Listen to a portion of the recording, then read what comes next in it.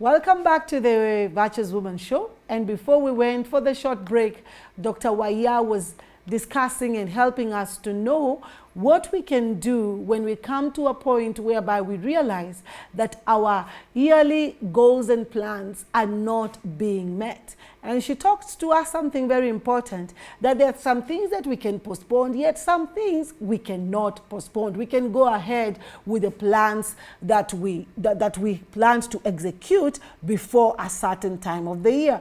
And Daktari, now that we are back, we would want to know, in case of the young man that wanted to marry and he realizes he cannot marry because of the social distancing, what are the plans that they can have, a backup plan? In most cases, you don't have a backup plan for a marriage because you cannot change and look for a lady that is closer to you. But you can wait upon God and trust God that this period will come to an end and you can move ahead. But in case you are in the same locality with the person kind of, you have that freedom of movement and so on. Sometimes you don't have to postpone it. Yes. The only thing you need to do is change the way your plans were. Look at the most important thing. Okay. You can go to your pastor, share it with your pastor. And probably what will just be needed are your parents from both sides. And we have seen that happen even to some other people who really felt that they needed to get married at that particular time. Okay. And then you have your best man and best maid. And the pastor is there. Actually, they are saying all you need are about 15 people. Okay. And that is enough. And you go ahead and you'll be joined together in a holy matrimony. But don't sin. Yeah, Don't because sin. yes, don't sin. But go and see your pastor and move ahead. Later on, when COVID-19 is over, you can have a celebration. Call your friends and celebrate your union together. Yeah, but in the meantime, go ahead. You need to understand one another and you need to change some things. But make sure that you agree with one another. Yes. Wonderful. Yeah. Daktari, as I wait upon the Lord to execute what I had planned to do, to maybe to go for a refresher course, maybe to do something else, do I just become passive? You don't become passive. When you're having a goal or a plan, sometimes you can divide it into three, or look at it from 3 dimensions. We normally have short-term goals. Okay. We have middle-term, and we have long-term. You're right. There are things that you can plan, or you can have short-term goals, and be able to have short-term plans, that within this period of time, I will have accomplished this. You can go ahead and do them. You can also have middle-term goals, depending on what you define as middle-term. Okay. Something that will not take so many months. Like now, we don't know how long COVID-19 will take. Having a plan of even 3, 4, 5 months, that can be middle-term. The others that will be 2 months, a month, 2 months. That can be short-term. And then from there, probably over 6 months, that could be, depending on what you're doing, it can be long-term goals. But don't stay idle. Okay. Don't stay idle.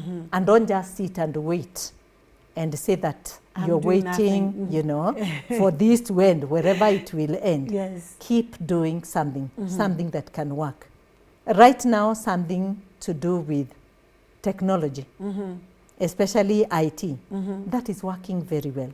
Because so many things are now online. Online. That one can work very well.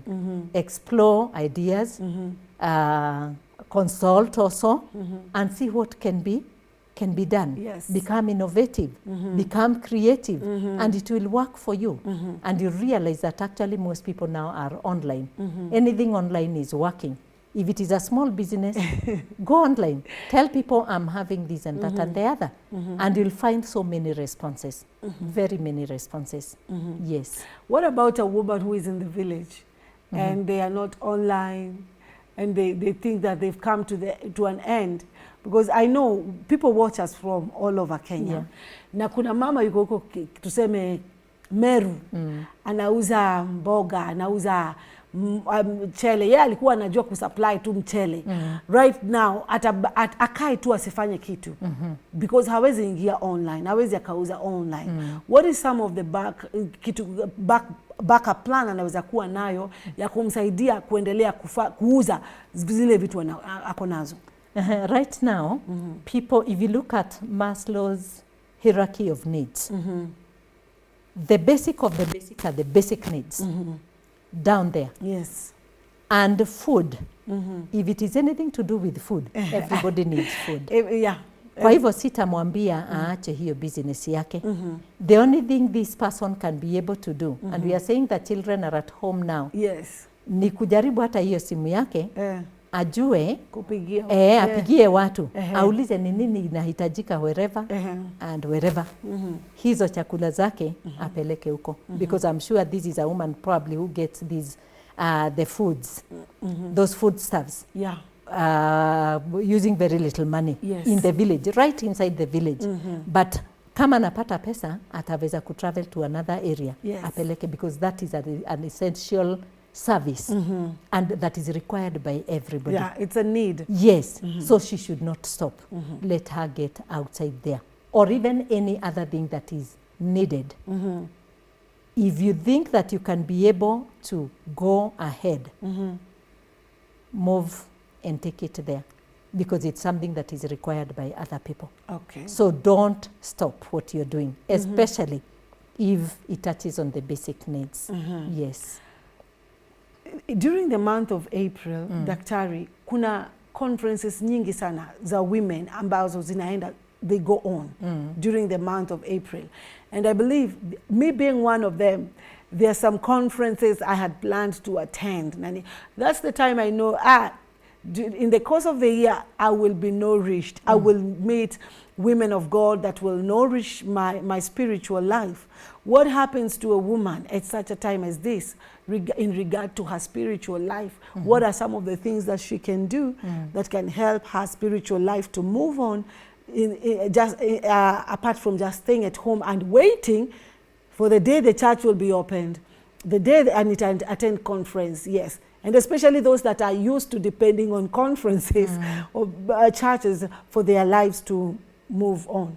If I start from the basics, most people actually have TVs. And that's why we are doing this show, because somebody will be watching us. Yes. I think it is time you also watch as much as possible. Sometimes even online, there are people who have shows that are online. Don't just sit there. Listen to them. And you'll be able to get nourished and go back to the Word of God. Because it's not just listening. There are many people probably who are used to listening to others. As you read the Bible, as you pray, God can also speak to you. But do not just sit there. Get out. Be able to listen to others, whether through the TV. Right now, if you open actually your TV, you will realize there are so many people who are preaching. But also check what you are feeding on, so that it doesn't destroy you. And always go back to the Word of God. What does it say? Because something, you can listen to something, but check it in the from the Word of God. You remember the Bereans? They always went back to what the Word of God says. So that is what I would also ask you as a lady to do. So that you are not just dry, and after so many months, when you go back to church, or when the time comes and we go back to our churches, you realize that you are very dry, you are so hungry for the Word of God. No. Man shall not live by bread alone, but by every word that proceeds from the mouth of God. Yeah, we have the Bible with us, and I believe that God can speak to us many, many times. I think it is time also to read as much as possible. Read the Word of God as much as possible. Even those areas that you thought that probably you don't get anything from them, Yeah. you will realize that God will speak to you Yes. through them. And also don't neglect the place of prayer. Yes. At this particular time, it's important for us not to neglect the place of prayer, like Dr. has said. And there's the issue, this one, I just feel like we should address it, because like 2 days ago, I think I was dealing with a mother who was so worried about her class 8 child, who she thought was not going to be sitting for her exam this year because of what is going on. And these are real issues that are affecting people outside there. And there are women that don't believe their children are going to sit for the class 8 exams. And there are also children that believe they're not going to sit for their class 8 exams. Their exams are going to be postponed. What about, what is the advice that you can give to such a person, to such women, how to support their children better? Okay. In case the exams are postponed. Yes. Remember, it is not only your child Yes. whose exam is going to be postponed. It is every child, especially in Kenya. Yeah. And I believe even in other areas in the world. I remember when I did my Form 6 many years ago, those who went through that system, A-levels. You remember that we used to do our exams. The results get out around February, March, and then the whole of that year, when we qualified for university, the whole of that year we never used to do anything. We used to go and get jobs and you work. And then the following year, we used to wait for literally 2 years. Oh, and in September. Actually 1 year and 3/4 of a year. Okay. And nothing went wrong. Here we are. So if it affects everybody, we have to sit and wait for the direction of the government, and I believe that it will work well. We may delay, but things will work out well eventually, because it will be affecting every other person. The only thing I can say is that all the candidates, especially in primary and secondary schools, engage your children, buy them books, even for revision. Look at the topics that they've been covering. Help your children to be able to understand those topics. You may not even know so much about education and so on, but your child knows what needs to be done, because the system had already started. Let them go back to those topics. Where they don't understand, help them if you can. And if you are not able, I am sure that you can seek the help of another person, but make sure you maintain the social distance so that you don't end up with a child who is affected probably by this COVID-19. But make sure you engage your child. Buy them books, help them where you can, let them revise what they were taught up to where they were taught, and I believe all will be well. And is it necessary, as we finish, for a mother to maybe speak to the child about in case of postponement of exams? Is it necessary for a mother to start preparing their children right now? It is very, very important. When a person is psychologically prepared for something, the impact and the effect is not so much.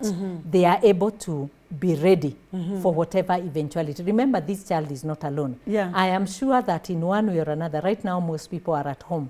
But there are also some who are interacting, especially through phone and so on. A lot. It is good to prepare a child psychologically, so that should it be postponed, should it be pushed further, or should it be brought at that time and they are feeling like they are not prepared well, let them know they are not alone. And they can be able actually to share ideas and be able to be healthy psychologically. Wonderful. Yes. Wonderful. That's important. And I felt that because when I talked to this lady 2 days ago, she seemed very disturbed. And you know, I don't have a candidate. So I didn't know, I was not in her shoes to really understand what she was going through.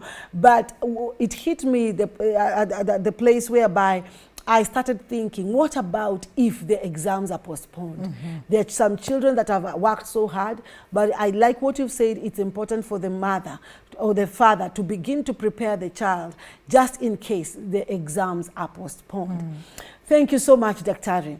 That is wonderful. Dr. has told us something. There are things that we can postpone and there are things that cannot be postponed, especially marriages, weddings. They should not be postponed. If you're together in the same city, go ahead and get married.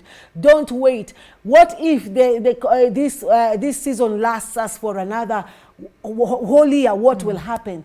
Go ahead, execute your plans. If they are short-term plans and you think you don't have to postpone them, go ahead and with your goals and meet your goals as you had planned. If they are mid-term or long-term and they can wait, all is in the hands of God, because our times and our seasons are in the hands of God. And there are things that are out of our control. What will happen? Dr. has said those ones, we leave them to God. May the Lord bless you. May the Lord do you good. I want to pray that you will stand in the presence of the Lord and pray, just like as Dr. has said in this time, for him to give you strength to accomplish what you're supposed to accomplish right now. Until next time, stay focused. You're a powerful woman. Bye.